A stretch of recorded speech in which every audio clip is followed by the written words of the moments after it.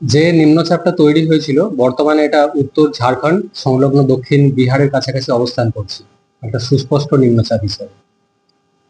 আগামী 24 ঘন্টায় এটা আরো পশ্চিম উত্তর পশ্চিমের দিকে সরে যাবে ক্রমশ, ঝাড়খণ্ড দক্ষিণ বিহার হয়ে পূর্ব উত্তরপ্রদেশের দিকে ক্রমশ অগ্রসর হয়ে যাবে।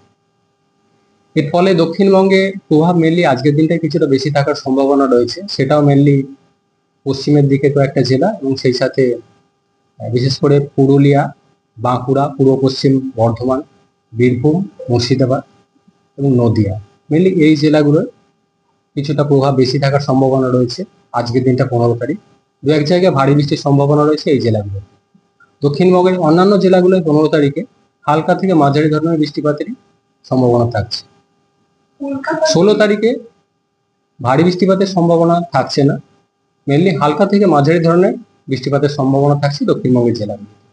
17 তারিখ থেকে বৃষ্টিপাত আরো কমে যাবে।